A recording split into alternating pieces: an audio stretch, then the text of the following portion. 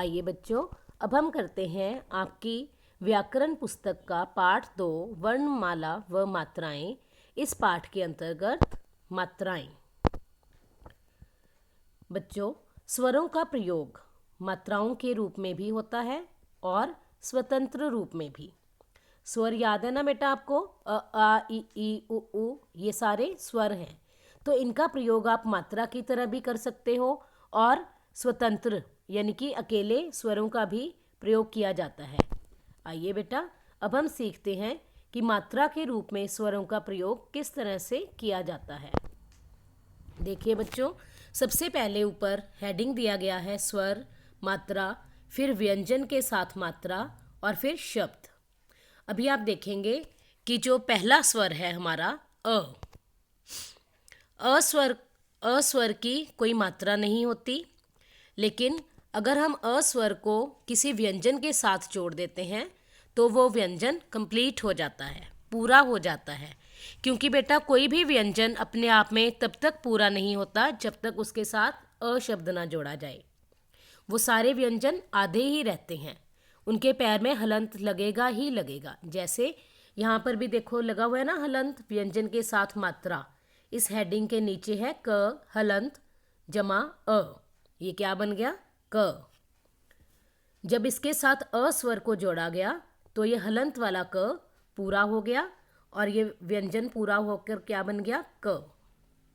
इससे शुरू होने वाले शब्द कौन से हैं? कल, कपास। इसी तरह से बच्चों आ की मात्रा, उसके बाद व्यंजन के साथ मात्रा लगाने पर क के साथ आ की मात्रा लगाने पर वह बन गया का। अब का से शुरू होने वाले शब्द हैं कान, काम। इसी तरह से छोटी ई की मात्रा लेफ्ट साइड पर आती है और क जमा ई की क्या बन जाएगा? किला, किसान। उसके बाद है बड़ी ई की मात्रा हमेशा राइट साइड पर लगाई जाती है, तो क के साथ ई लगाने पर क्या बन जाएगा? की। तो इसके नए शब्द क्या बनेंगे? कील, कीटाणु। देखो बेटा, दोनों में डिफरेंस है ना। जब मैं बोलती हूँ किला और जब मैं बोलती हूँ कील, आपको साउंड से पहचान कर ही मात्रा लगानी होती है। ज़्यादातर बच्चों की इसमें गलती होती है ना, तो बेटा ये प्रैक्टिस से ही आप सीखोगे। चलिए बच्चों, आगे है छोटा ऊ। छोटे ऊ की मात्रा, उसके बाद क जमा ऊ क्या बन गया? कु। कु से शुरू होने वाले शब्द हैं कुल, कुआं। हमारी अगला स्वर है ऊ। ऊ की मात्रा छोटे ऊ से अलग होगी। अगर छोटे ऊ की मात्रा लेफ्ट साइड पर जा रही है तो बड़े ऊ की मात्रा राइट साइड पर जाएगी। क जमा ऊ कू। तो कू से शुरू होने वाले शब्द हैं कूल, कूप। देखो बेटा, इन दोनों शब्दों में भी अंतर है, छोटे ऊ और बड़े ऊ की आवाज़ में। ये आपको प्रैक्टिस से ही समझ में आएगा, लिखने से समझ में आएगा। कुल और कूल, दोनों की आवाज़ में फ़र्क है ना। तो जहाँ छोटी सी आवाज़ आती है कुल, वहाँ हम छोटी ऊ की मात्रा लगाते हैं। जहाँ लंबी आवाज़ आती है कूल, वहाँ पर हम क्या प्रयोग करते हैं? बड़ा ऊ। चलिए बच्चों, आगे है री। री की मात्रा हमेशा शब्द के नीचे लगाई जाती है। जैसे क जमा री क्या बन गया?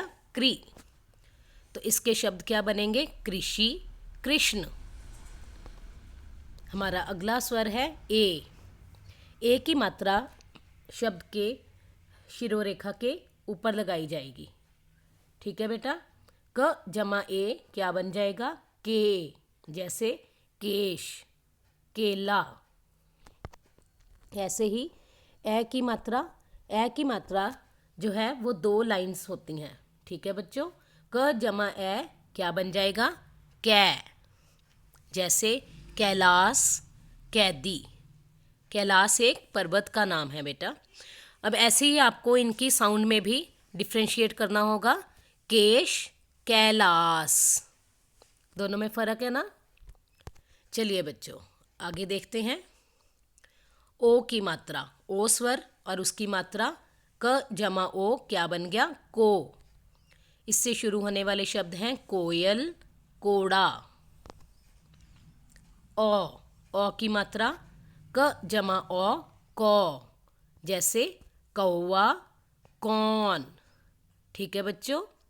तो व्यंजन के साथ जब मात्रा लगाई जाती है, व्यंजन के साथ मात्रा लगाने से शब्द बनते हैं। इसके बारे में हम बच्चों अगले पाठ में पढ़ेंगे। मुझे पूरी उम्मीद है कि बेटा आपको ये सारी मात्राएं अच्छी तरह से समझ में आ गई होंगी।